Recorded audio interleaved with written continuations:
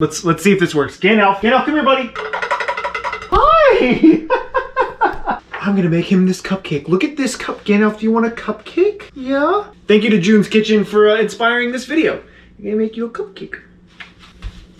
Come on. Good boy. Sit. Good boy. Now we are going off of this beautiful diagram I have for my cupcake. Go ahead and open up 1 can worth of tuna and make sure you drain out all that excess liquid. Make sure you do give some to Gandalf just so that way he can know what's coming to him, and look at how he eats, it's adorable. Now remove about 2 ounces worth of your tuna from the can and move Gandalf out of the way just a little bit because he is going just a little bit crazy. Crack 1 whole egg into a separate bowl and whisk it together, almost losing the tuna in the process. We aren't going to be using all of this egg, but we do need just a little bit to help bind this tuna. Now after adding in just about 15 milliliters or a tablespoon, I realized it was just a little bit too much egg, but just go ahead and make sure you mix it together really well. Now I am using a metal espresso cup to shape this cake. Just make sure you do line that entire cup with aluminum foil so that way you bake in the aluminum foil versus directly into the cup. You should be able to press the aluminum foil all the way into the sides. We're going to add just about enough tuna to fill it up halfway. Make sure you do tamp it down quite a bit to relieve it of any air bubbles that may have been trapped. Once you have your tuna locked and loaded, we're going to put a little bit of a lid on this with some more aluminum foil, and then we're going to drop this thing into a little bit of simmering water. With your simmering water, you want to make sure it only comes up about halfway up your cup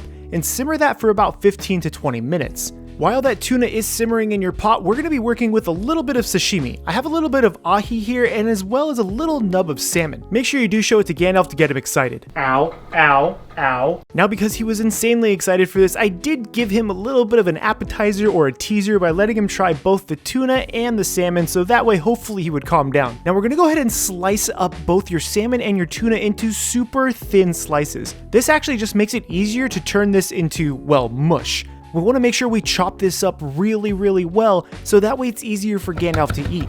If the pieces are too big, he's going to have a hard time kind of tearing it apart, so we're just going to help him with that process. Once you have your salmon into mush, go ahead and place this on a plate, and do the same thing with your tuna. The other reason why I'm chopping it up like this is because I wanted to emulate frosting in a way, but I think that this is going to be my best bet in making sure that happens. After sacrificing your fingers to pull this out of the hot water, go ahead and remove the lid from your tuna cupcake. This had a little bit of excess liquid in it, so I went ahead and placed this back into the water without the lid on it. I cooked it for an additional 10 minutes and it looked like it was coming together a little bit better. Since I didn't want as much liquid, I went ahead and took a little bit of paper towel and tried to absorb some of the liquid off of the tuna. After tamping it down, I was happy with this product because it looked like it wasn't as wet. Now we do have to cool this down completely. I went ahead and did make a second one just so that way I would have a backup. And after both of them had cooled down, I went ahead and carefully peeled back some of the aluminum foil. Now the shape was kind of ugly, so I went ahead and also shaped this by hand to give it a taller look to this cupcake. This just took a little bit of practice and a little bit of trying, but I got this really nice looking cupcake shape out of it. The second one that I had made, however, got to a little bit wet and I really couldn't use that mush. Gandalf seemed to be incredibly excited for the prospect of eating either one. Now I did wrap each individual cupcake with a little bit of paper towel just to absorb any excess moisture while I got everything else ready. Now while those are soaking up any moisture, we're going to take a little bit of our tuna, place that into a bit of plastic, wrap your plastic around the tuna, and then start twisting that plastic. This is going to tighten up that tuna and give you somewhat of a half dome looking shape. After you remove it from the plastic, you're greeted with this essentially brain looking half dome piece of tuna mush. Now take your half dome piece of brain tuna mush and place it on top of your cupcake. You're going to go ahead and grab a little bit of your salmon, and you want to use less salmon for this because Gandalf is probably going to eat all of it anyways, and use the same technique to tighten up that salmon, twisting up that plastic and then removing it from the plastic once it's nice and tight and looks like a little salmon brain. And as you can see, Gandalf is getting slightly impatient with me. He wants it right now. Now take both of your pieces of fish that you just molded and shape them to your desired shape. I tried to make this look like frosting, but it proved to be a little bit difficult. Now to make our cupcake wrap, we're going to be using a little bit of aonori, which is basically just crushed seaweed.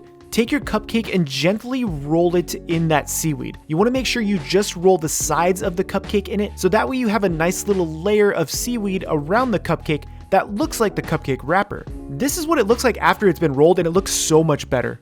Now I also tried to pipe some of the tuna directly on top of the cupcake, but it just didn't work. So instead, I went ahead and just shaped it back into the original shape, which ended up looking a lot better. Now go ahead and stack your salmon back on top of your tuna, since you basically just made a mess and doubled the work for yourself, and realized that this was the original look and it just looks a lot better. Now to finish garnishing it, we're putting some of Gandalf's favorite snack on here, Bonito Flake. He goes absolutely nuts for Bonito Flakes, and I feel like it's his catnip. He does tricks for them, he enjoys them, he grabs my hand with his claws out, so he's gonna get a little bit of Bonito Flake right on top of this cupcake just for a nice finishing touch. And there it is, your sushi cupcake for the kitty named Gandalf. There it is, guys, the cupcake for a cat. Now, Gandalf is going to be getting this because I know he's going to enjoy it. I don't think Lucian really likes anything like this. I've tried giving him tuna and salmon before. He's never really excited about it. So we're going to go give this to Gandalf, and we have a whole little setup for him on the table. So hopefully he likes it. Gandalf. So while Lucian was commandeering Gandalf's seat and Gandalf looked on in dismay, he was finally able to sit down in his chair and enjoy his cupcake. And when I say enjoy, he absolutely devoured this thing. It was almost to the point to where I felt like he was going to fight us if we tried to take this cupcake away from him. He did his thing where he just kept pulling it off of the plate and deciding to eat it on the floor. We tried to help him by placing it back on the plate. You ruined the cupcake, Gandalf.